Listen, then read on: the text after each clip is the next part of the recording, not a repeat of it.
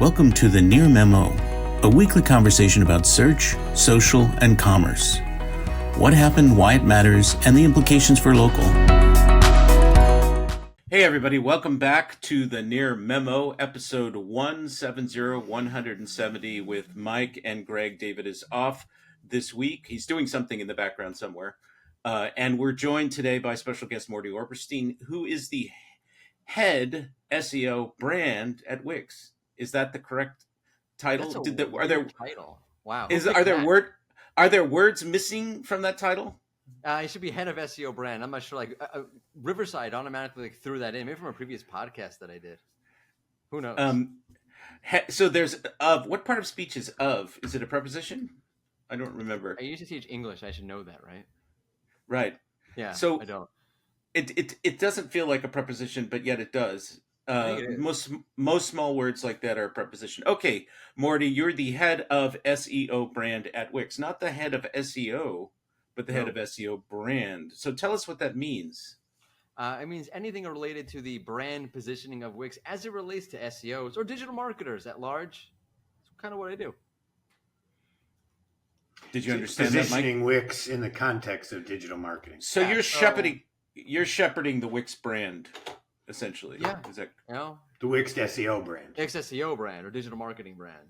So what we want, we're fast, we're good, we do SEO well, we do title tags. Yeah, all of the it's a response to all the problems Wix had early on with. Basically, yeah. I mean, now it's more than that. It's really a lot of internal education. It's also a lot of for our actual user base. So getting them to understand what's available, how we position around what they can and can't do for digital marketing and SEO, and the wider reputation. But I think at this point is kind of, turned a corner a while ago already. So it's more taking what we built and now extending it and evolving it, sort of thing. And does it also have a role in future product development? In other words, these are evolving things that we need to be thinking about. Yeah, for sure. So there's a lot of back and forth between us and the product team. So there's basically 3 SEO departments at Wix. There's the actual SEO team, which does SEO. And we kind of do SEO on our own little Wix SEO Learning Hub, but outside of that, there's the organic team. There's the Wix SEO product team, and then there's us, which it's on the marketing and brand side. So we very much all 3 sides talk, because the organic search team is an enterprise user of the Wix SEO product, and then we obviously are able to liaison between what SEOs are looking for and talking to SEOs and bring that to the product team. So there's a lot of communication going on back and forth between all the various teams. It's nice, actually. Speaking of parts of speech, is liaison actually a verb? Yes. No, it's not. It's a noun. He should have said. He should have said. I was gonna say something, Mike, and you opened the door. And then I thought, no, it's stupid for me to say something. Never stupid for me to say it, though. The verb that's my brand. That's me saying stupid stuff to people who might or might not get offended. That's my brand. I believe the verb is liaise, which is incredibly awkward. I just would not use that, which is what you instinctively were trying to avoid, the awkwardness of liaise, the pretentiousness of that, if that's correct. I leave all the liaising to Danny Sullivan. Yes. Okay. All right. We will. All right. I used to work with Danny, so I'm not going to make any comments about the liaising. He is a liaison. So you wrote a very interesting article. Right now, brand is a hot topic in SEO. It wasn't for a very long time, sort of left to other people, the CMO and, TV spending and so on and so forth. And now brand has become a very hot topic once again. And you wrote a very interesting article and have a lot of other interesting things to say about it. Tell us what your perception of now how brand has sort of made its way back into the conversation about SEO. So I guess we could thank the leaks for that, whether they're duly justified or not duly justified, but that seems to be the catalyst for the conversation again, because now we're talking about things around Google looking at Chrome data and clickstream and forget links, brand mentions, and all the things that would indicate that your wider brand presence or branding performance could theoretically possibly impact your SEO performance, which is an amazing thing. I never would have thought of that before. Thank God for the actual leaks, which have taught me all the things I needed to know about SEO that I should have known 20 years ago.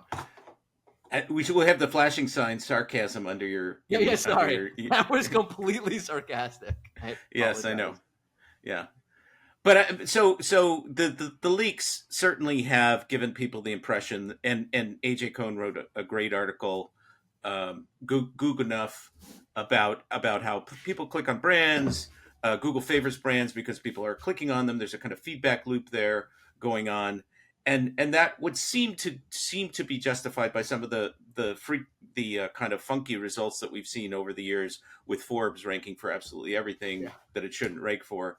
But tell us what you were pitching, essentially what you were advocating in this article you wrote for Search Engine Journal about where brand, how to sort of think about brand and what that means as a practical matter in Yeah. SEO. So I'm a big ecosystem person. Leave aside like SEO per se. I kind of look at the web as an ecosystem. I think Google is an ecosystem. When you start looking at things as an ecosystem, you sort of get a little bit more of a broader, more conceptual understanding of how to interact with the particularities of that ecosystem. So for me, when I wrote the article, it was a look at why brand comes into focus from a user point of view and how the AI question accelerates that. So in particular, users are looking for people. Forget users. People are looking for something that's a little bit more conversational. I think. Can I curse on the podcast, or is that Yes, you allowed? can. You Mike? absolutely Yes. can. Yes. Okay. I think people have realized that We a have, lot in of fact, the we have a required cursing Oh, rule. perfect. Okay.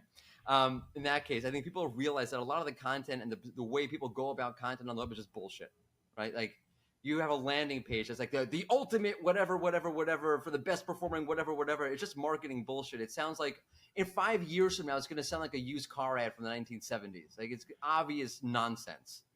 And I think people have kind of caught on to that a little bit as a whole different conversation, why that is, but that's why that is. From an SEO point of view, if you want to like tie that in for real quick, I don't think Google picked the E for experience out of its ass, right?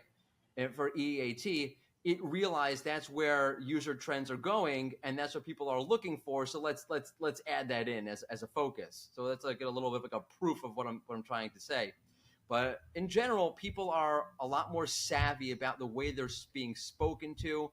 They don't want to be spoken at. They want to have an actual conversation. You see these people going to TikTok for things, which is, as a boomer, insane. But I understand what the people are trying to do with that, and it gets accelerated by the fact that you have all this AI content that's getting out there that is the complete opposite of that, right? An LLM, which has to be one of the dumber forms of quote unquote AI, can't actually understand you, can't empathize with you, can't understand your life context, all the things that people are actually looking for. So it's like an irony, can't be done by AI.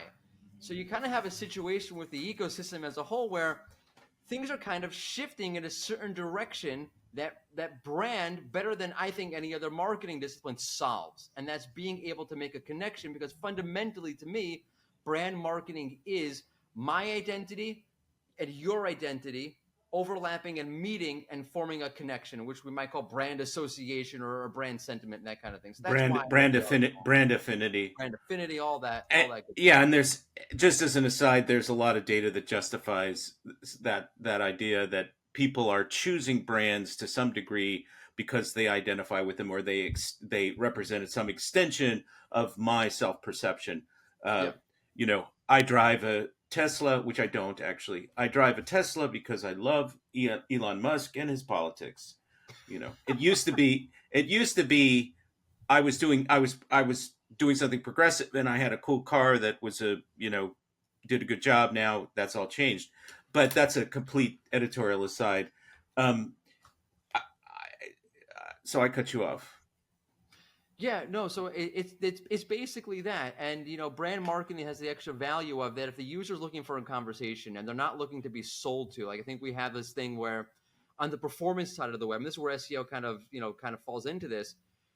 We have to get the user into the funnel, and we have to nudge them along, like put something into the title tag that will get them to click. And then once they're on the page, get that CTA, they get them into the buyer journey, yada yada yada.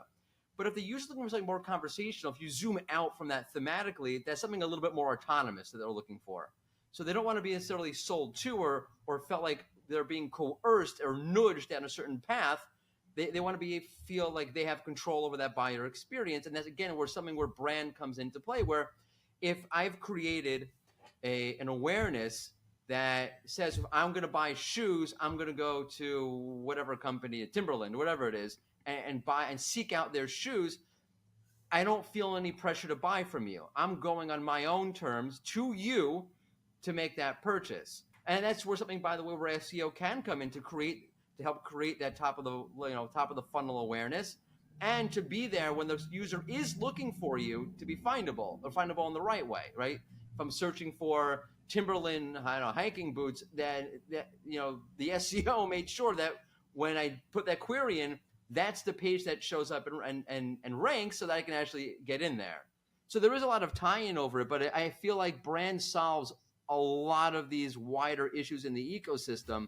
And like it or not, because they're ecosystem issues and they're people issues, SEOs are going to have to somehow, in some way, adapt. If not only because if the companies that the SEOs are working for are going to realize the importance of brand. Thanks for joining David, Mike, and Greg. To stay on top of the latest developments in local, subscribe to our newsletter at nearmedia.co. We'll see you next week.